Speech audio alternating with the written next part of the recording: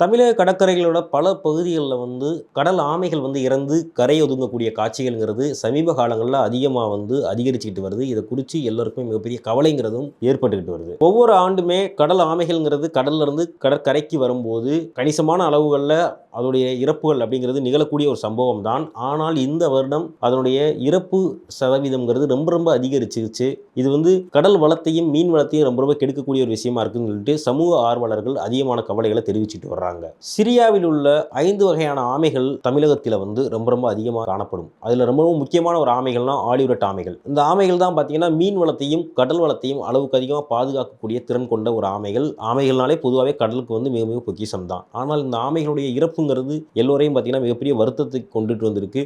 ஒவ்வொரு நாளுடைய காலையிலும் பார்த்தீங்கன்னா 10லிருந்து 100 கிலோ வரைக்கும் எடை கொண்ட ஆமைகள்ங்கிறது அளவுக்கு அதிகமாக பார்த்தீங்கன்னா கடற்கரை ஓரங்களில் இறக்க ஆரம்பிச்சிருக்கு. ஆமைகள் பொதுவாகவே கடல்ல இருந்து கரைக்கு தன்னுடைய இனப்பெருக்க காலங்களில் முட்டையிட வர்றதுங்கிறது ரொம்ப ரொம்ப சகஜமான விஷயங்கள் தான். அதுக்காக அந்த ஆமைகள் முட்டையிடக்கூடிய நிலத்தை தேர்ந்தெடுக்கும் போது பார்த்தீங்கன்னா தூய்மையான மணல், மிருதுவான மணல்கள் இந்த மாதிரி இருக்கக்கூடிய கடற்கரை பகுதிகளை தான் எடுக்கும் போது பார்த்தீங்கன்னா கடற்கரை பகுதியில் குழி தோண்டி குழிகளுக்குள்ள முட்டையிடும். ஒரு ஆலிவ்ரெட் ஆமைங்கிறது கிட்டத்தட்ட பார்த்தீங்கன்னா ஒரு முறைக்கு இனப்பெருக்கத்தில் 100 முட்டை இடக்கூடிய அளவுக்கு ரொம்ப ரொம்ப சக்தி வாய்ந்த உடல் அமைப்பை பெற்றது தான் ஆலிவ்ரெட் ஆமைகள். இந்த ஆமைகள் என்ன செய்யுதுன்னா முட்டை இட்டதுக்கு அப்புறம் பார்த்தீங்கன்னா அதனுடைய உடல் பலம் அப்படிங்கிறது முக்கால்வாசி குறைஞ்சதுக்கப்புறம் திரும்பி அது கடலுக்கு போகும்போது கிட்டத்தட்ட பலம் இல்லாத ஒரு ஆமையாக தான் கடலை நோக்கி அது செல்ல ஆரம்பிக்கும். அந்த நேரங்களில் இதனுடைய உடல் அமைப்புங்கிறதும் சரி, இதனுடைய உடல் பலம் ரொம்ப குறைவாக இருக்கக்கூடிய நேரத்தில் கடல் ஆமைகள் பாறைகளிலோ அல்லது படகுகளிலோ மோதினால் இறப்புகள் ஏற்பட ரொம்ப ரொம்ப வாய்ப்புகள் இருக்கு அப்படிங்கிறது சுற்றுச்சூழல் ஆய்வாளர்கள் சொல்றாங்க.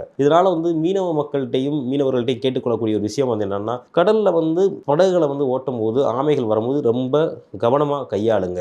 ஆமைகள் சின்னதாக மோதினா கூட உடனே இறக்குற அளவுக்கு அதுகளுக்கு உடம்புல சக்தி இல்லாத ஒன்றா இருக்குது அப்படிங்கிறத மீனவர்கள்ட்ட சுற்றுச்சூழல் ஆய்வாளர்கள் கேட்டுக்கொள்கிறாங்க. வலைகள் வீசும்போதோ படகுகள் மோதியோ கூட அதுகள் சேதமடையும் அப்படின்னு சொல்லி சொல்கிறாங்க. சமீப காலங்களில் ஆமைகள் கடற்கரை ஓரங்களில் கரையொதுங்கி இறந்த நிலையில் கிடக்கக்கூடிய அந்த காட்சிகள்ங்கிறது இணையதளத்தில் தொடர்ச்சியாக வந்துகிட்டே இருக்குது. அது எல்லோரையும் நாளுக்கு நாள் வருத்தம் அடையக்கூடிய ஒரு செய்தியாகவே இருக்கிறது.